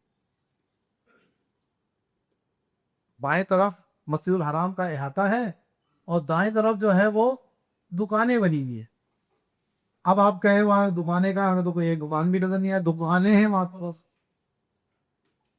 میں جب 2002 میں پہلے گیا تھا تو جہاں وہ ابو جہل کا گھر تھا وہ واش روم بنے ہوئے، اس کے پیچھے پورا بازار تھا، وہ میں نے دیکھا تھا.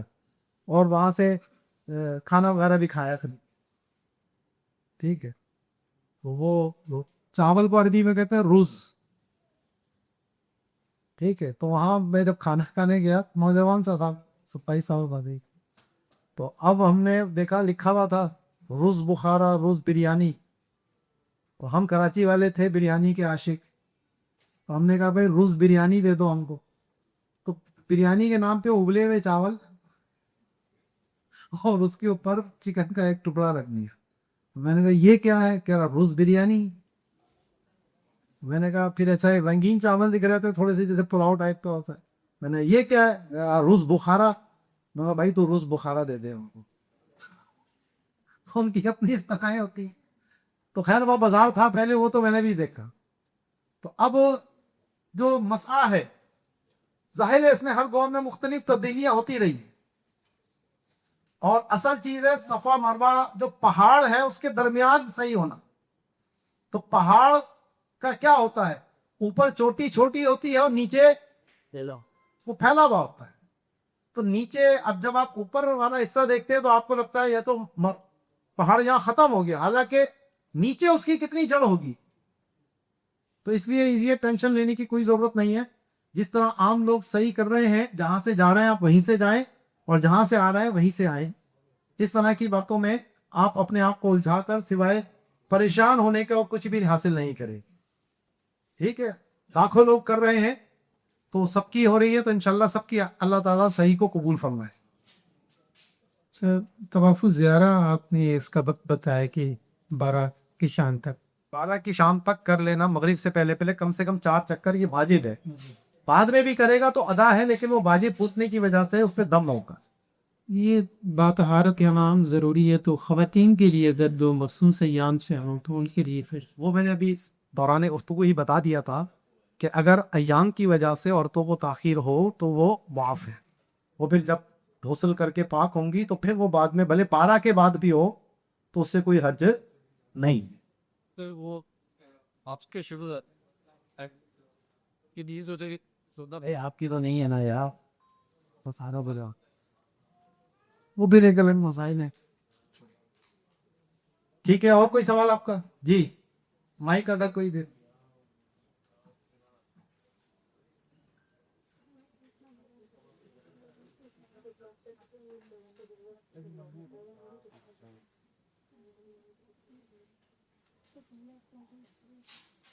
اچھا، حج کے دوران آپ نے نمازوں کی پابندی کا بہت خیال رکھنا ہے. کیونکہ بہت سے لوگ یہ دیکھا گیا ہے کہ وہ نمازوں میں سستی کر رہے ہوتے ہیں، اور حرم میں ایک نیکی 1 لاکھ ہے تو ایک گناہ بھی 1 لاکھ ہے، یہ خیال کیجیے گا. خاص طور پہ ہوائی جہاز میں بعض اوقات نماز پڑھنی ہوتی ہے، ہمارا شیڈیول ایسا ہوتا ہے کہ درمیان میں فجر کا وقت آ رہا ہے، تو میں نے بہت یہ دیکھا کہ جہاز میں تھوڑے سے لوگ ہی فجر پڑھ رہے ہیں، باقی سارے سو رہے ہوتے ہیں، حج کر کے آ رہے ہیں، عمرہ کر کے آ رہے ہیں.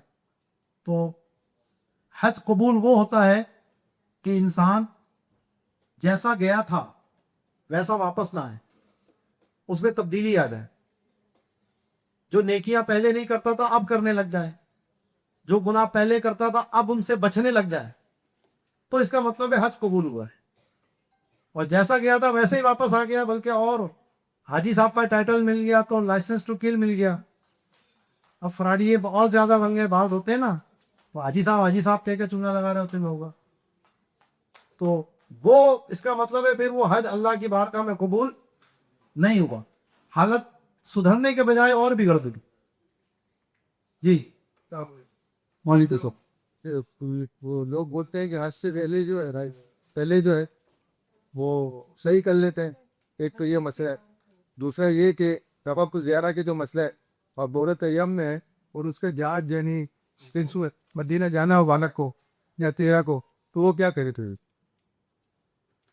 حج کی صحیح اگر آپ چاہیں تو مقدم کر سکتے ہیں. اس کا طریقہ یہ ہوگا کہ احرام باندھنے کے بعد آپ ایک نفلی طواف کریں پہلے جا رہے، اور پھر اس نفلی طواف کے بعد صحیح کر لیں. لیکن عام طور پر 5 6 7 8 ذوالحجہ یہ جو ٹائم ہے حرم میں اتنا رش ہوتا ہے کہ آپ چلے تھے آسانی کے لیے، وہ اور مشکل ہے آپ گرفتار ہو جائیں. اس لیے وہ میں نے قصداً آپ کو بیان نہیں کیا. پہلے ہماری کتابوں کے اندر اس وقت حاجی بہت کم ہوا کرتے تھے، تو انہوں نے کہا جاؤ بھائی احرام مانگو، نفلی طواف کرو، اور ایک صحیح پہلے ہی کر رہے. تو اب کیونکہ جب گورنمنٹ کے اس سے ہم جاتے ہیں تو وہ 4 دن پہلے ہی ٹرانسپورٹ ساری بند ہو جاتے، وہ بسوں کو مرمت کرنے کے لیے بھیجتے تھے حج کے لیے، تو ٹرانسپورٹ بھی نہیں ملتی. ٹیکسی والوں کے کرائے بہت منہ مانگے ہوتے ہیں اس کو، اور حرم پہ رش بھی بہت ہوتا ہے. تو اسی لیے بہتر یہی ہے کہ آپ بعد نہیں صحیح کر لیں، کوئی مشکل نہیں. دوسرا جو آپ بتا رہے مدینہ شریف جانا ہے، میرے ہاں ایام کی وجہ سے حج مدینہ ہی جانا ہے نا، تو اس میں اگر پھر وہاں سے ڈائریکٹ فلائٹ ہو 2 دن بعد تو 14 دن. تو ٹیکسی پکڑ کے آپ آ سکتے ہیں، کوئی منع نہیں ہے. اگر بالفرض وہاں آپ کو مدینہ شریف چلے بھی گئے تو ابھی کیونکہ فرض رکا ہوا ہے نا آپ کا، وہ کرنا ہی کرنا ہے، واپس آنا ہی ہے ہمارے لیے. تو پھر آپ کو ٹیکسی پکڑ کر بس پکڑ کر آپ واپس مکے آئیں گے، طواف کرے گی خاتون، اب پھر جو ہے وہ اس کا حج پورا. ایام ختم نہیں ہوتے تو کیا کہ ایام زیادہ سے زیادہ 10 دن میں ہوں گے ختم. نہیں، پر جیسے آخری ٹائم پہ ایام آ جائے اور وہ چلے جاتے ہیں ہم لوگ، تو آپ زیادہ نہیں کر سکتی اور مدینے چلے جاتا ہے، پھر وہاں سے ہماری فلائٹ ہے، پھر اس کا کیا حال؟ اس کا حل یہ ہے کہ پھر بعد میں پاکستان سے ایک ٹکٹ کرا کے جانا پڑے گا. ضروری ہے، ایک کے بغیر نہیں ہو. فرض ہے نا، بیوی حلال نہیں ہوگی اور شوہر حلال نہیں ہوگا تو خرچہ تو کرنا پڑے گا. بہت بڑی تیر پوچھو جی اب لوگ بھگتے کے پوچھو. ہاں، تو اس حالت میں مسجد میں جانا گناہ ہے. جس حالت میں مسجد میں جا کر طواف کیا تو بدنہ لازم آتا ہے. اونٹ، بعض صورتوں میں ایک اونٹ یا پوری گائے بھی دینی پڑتی، اچھا، یہ جو پیش گناہ الگ ہوگا. خوشبو والا پیش جو ہے عرب میں وہ کی کر سکے گی؟ جی خوشبو والا پیش خوشبو والا پیش جیسے عام وہ یہ کہ وہ تو یہ نہ کریں، یہ نہیں. سادہ منجن کوئی رکھ لیں اور احرام میں مسواک کر لیں، زیادہ بہتر. جی اچھا، اور وہ دوسرا یہ گفت چلے کرتا ہوں. مائک نہیں ہے کے بعد مائک بھی کرے نا، تاکہ سب سوال آپ کو سن لیں. ایک اور سوال یہ ہے کہ عموماً جو ہے نا چلنے میں جو ہے نا ریسز پڑ جاتے ہیں جی جی ماؤں پہ. اب احرام میں ہے، بھائی گرین لگانا ہو تو اس کا کیا مسئلہ؟ کوئی ایسی بیزلین لے لیں آپ جو بغیر خوشبو کی ہوتی ہے. جیسے ریسٹل آدھے کریم بھی جو ہے پیٹرولیم جیلی آپ لگائیں, سب سے بہتر کام وہ کرتی ہے. یہ ریشنل وغیرہ سے کوئی خوشبو والی کوئی کریم نہیں ہے. نہیں, کچھ نہیں. بغیر خوشبو کے جو بھی آپ کی کریم ہے عام طور پہ اس پہ خوشبو تو نہیں ہوتی ریشنل میں. مثلا سب سے بہتر یہ ہے کہ آپ کو لے لیجئے پیٹرولیم جیلی, اور چونکہ وہ رانے لگتی ہے سب سے زیادہ, ہاں جب پسینہ آتا ہے نا, اور خاص طور پہ جتنا وزن زیادہ ہو تو سب سے پریشانی ہونی ہے کہ تو یہ ساتھ میں ضرور رکھیں. اور وہ وہاں پر لگا لیں گے تو وہ چکناہٹ آ جاتی ہے تو پھر وہ رگڑ نہیں لگے. جی انشاءاللہ تیسرا سیشن انہی چیزوں کے. ایام چینج کر سکتے ہیں نا وہاں پہ, آپ روز چینج کیجئے, مطلب نہیں ہے بس اس پہ خوشبو نہ لگے. میرا احرام چادروں کا نام نہیں ہے, احرام نیت اور تربیہ کا نام ہے. یہ تو احرام کی پابندی تھی کہ آپ سلا ہوا لباس نہیں پہن سکتے. تو اگر آپ نے میلا ہو گیا آپ کا لباس, آپ دوسرا پہن لیجیے, تہبند اتار کر دوسرا نیا تہبند باندھ کیجیے. اوپر کی چادر پہنی ہو گئی, آپ دوسری چادر باندھ لیجیے. عورتیں نے کپڑے پہنے ہوئے ہیں, وہ اپنا کپڑے چینج کرنا چاہیں کر لیں, کوئی مسئلہ نہیں ہے. عورتوں کا کوئی مخصوص احرام نہیں ہوتا. جو سر پہ چادر یا رومال باندھتے ہیں تو وہ اس لیے تاکہ بال نظر نہ آئے غیر مردوں کے ساتھ, ٹھیک ہے, وہ اس لیے ہوتا ہے, اسی کو عورتوں کا احرام بول دیتے. لیکن عورتوں کے لیے کوئی مخصوص احرام نہیں ہوتا.